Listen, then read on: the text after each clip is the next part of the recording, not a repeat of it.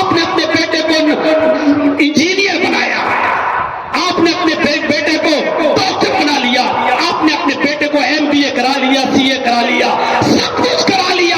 مبارک ہو آپ کو کہ بہت بڑا آدمی بنا دیا. لیکن آپ نے اپنے بیٹے کو اگر نمازی نہ بنایا, آپ نے اچھی تربیت نہیں دی, تو آپ ناکام ہے. میرے بھائیوں, حضرت یوسف علیہ السلام کے اوپر کیسا زمانہ گزرا ہے.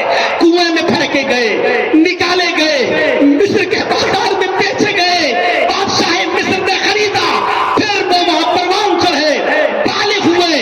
بادشاہ مصر کی بیوی نے ان کے اوپر غلط نظر ڈالی, اور اس کے بعد ان کو اپنے غلقت الابواب, سارے دروازے بند کر دیے, ان کو اپنی طرف بلایا, مائل کیا, لیکن وہ بچے رہے, ان کے شکنجے میں نہیں آئے. دروازہ کھلا تو سامنے بادشاہ کھڑا ہے, الزام لگایا, جیل میں گئے, 7 سال کی سزا جیل میں بھگتی, بالآخر مصر کے بادشاہ بھی بنائے گئے. غور کرو, اتنے مرحلوں سے گزرے, اور یہاں باپ یعقوب کا حال یہ ہے کہ اپنے بیٹے کی جدائی میں روتے روتے, آنسو بہاتے بہاتے نابینا ہو گئے. اللہ کے سامنے فریاد کرتے رہے, اللہ میرا بیٹا, اللہ میرا بیٹا. ایک لمبی مدت کے بعد جب یوسف علیہ السلام بادشاہ بنائے گئے, تو انہوں نے اپنا ایک قاصد بھیجا اپنے باپ کے پاس, اور اپنی قمیص دے کر بھیجا کہ یہ میرے باپ یعقوب کو دے دینا, وہ سب کچھ پہچان جائیں گے. جب یوسف کا بھیجا ہوا قاصد جب یعقوب کے پاس آتا ہے, یعقوب علیہ السلام کو قمیص دیتا ہے. یعقوب علیہ السلام نے اس قمیص کو دیکھ کر کہا, یہ تو میرے بیٹے کی قمیص ہے. سب کچھ یاد آ گیا, یہ نہیں پوچھا آئے قاصد میرا بیٹا کس حال میں ہے, میرا بیٹا کہاں ہے. حضرت یعقوب نے جو بات کہی, تفسیر ابن کثیر اور تفسیر معالم التنزیل میں یہ واقعہ دیکھا جا سکتا ہے. حضرت یوسف علیہ السلام کی قمیص کو دیکھ کر سارا واقعہ یاد آ گیا, اور اتنی لمبی مدت کے بعد, جدائی کے بعد, ایک امید کی کرن ہوئی کہ میرا بیٹا زندہ ہے. تو جو کرتا لے کر آیا تھا قمیص, اس سے کہنے لگے, کیف ترکتہ, تم نے یوسف کو کیسے چھوڑا ہے, تم نے یوسف کو کیسا چھوڑا ہے. قاصد نے جواب دیا, ترکتہ ملک مصر, میں نے ان کو مصر کے بادشاہ کی حالت میں چھوڑا ہے, وہ مصر کے بادشاہ بنا دیے گئے ہیں. یعقوب علیہ السلام کو خوشی نہیں ہوئی. یعقوب علیہ السلام نے قاصد سے کہا, ارے میں یہ نہیں پوچھ رہا ہوں کہ وہ کتنا امیر ہو گیا ہے, کتنا دولت مند ہو گیا ہے.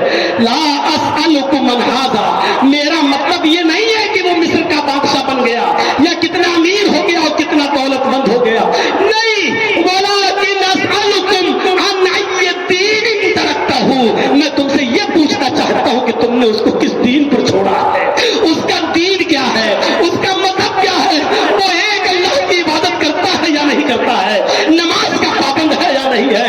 اتنے دنوں کے بعد, مصر کی بادشاہت کا اعلان سننے کے بعد بھی یوسف علیہ السلام کی خوشی حضرت یعقوب کو نہیں ہوئی کہ وہ بادشاہ بن گیا, بلکہ سوال یہ تھا کہ میں یہ پوچھنا چاہتا ہوں کہ عن ای دین ترکتہ, تم نے اس کو کس دین پر چھوڑا ہے. اور جب جواب اچھا ملا کہ الحمدللہ وہ 5 وقت کی نماز, وہ نماز بھی پڑھتے ہیں, وہ روزہ بھی رکھتے ہیں, وہ خواب کی تعبیر بھی بتاتے ہیں, اور وہ اللہ کے دین کو قائم بھی کرتے ہیں. جب یہ ساری چیزیں بتائی گئی تب ان کو خوشی ہوئی.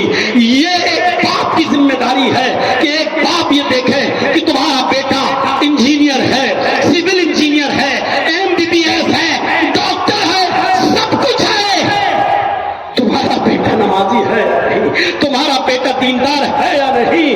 حضرت ابراہیم علیہ السلام نے جب اپنی اولاد کو, اسماعیل کو اور ہاجرہ کو, جب بیعہ کو گئے وادی میں چھوڑا, اور جب چلے گئے دور, تو یہی کہا, ربی انی اسکنت من ذریتی بواد غیر ذی زرع ربنا لیقیموا الصلاۃ. اے اللہ, میں نے اپنی بیوی بچوں کو, اپنے اپنی آل اولاد کو, اے اللہ میں نے ایک غیر ذی زرع, ایک بیابان وادی کے پاس چھوڑا ہے. ربنا لیقیموا الصلاۃ, اے اللہ میں نے وہاں اس لیے چھوڑا تاکہ وہ نماز قائم کرے, تاکہ وہ نماز کے پابند ہو جائے. ایک باپ کی ذمہ داری یہ ہے. آپ نے اپنے بیٹے کو انجینئر بنایا, آپ نے اپنے بیٹے کو ڈاکٹر بنا لیا, آپ نے اپنے بیٹے کو MBA کرا لیا, CA کرا لیا, سب کچھ نے اپنے بیٹے کو اگر نمازی نہ بنایا، آپ نے اچھی تربیت نہیں دی تو آپ ناکام ہے۔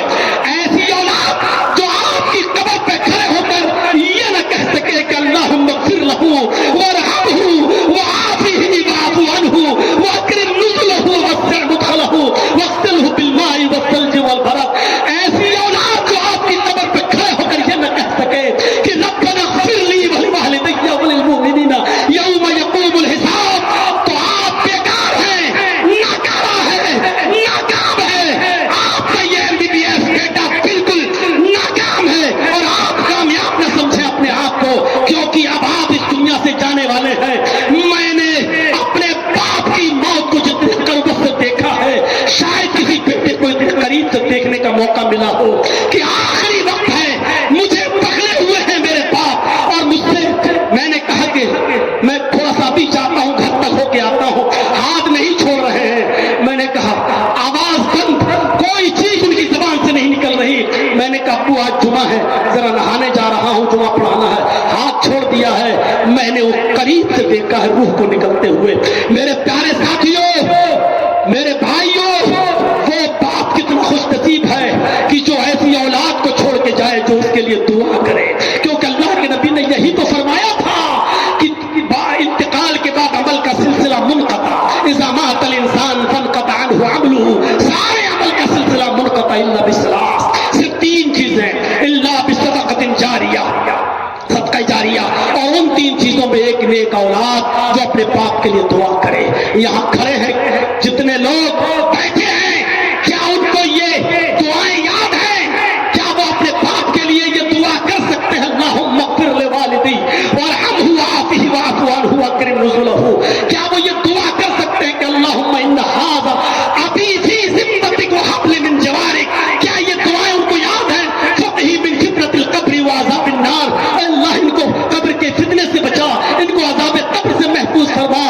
میرے بھائیوں، یہ دعا تو آپ اپنی زبان میں کہتے ہو کہ اللہ میرے باپ کو بخش دے، اللہ میرے باپ کی مغفرت فرما۔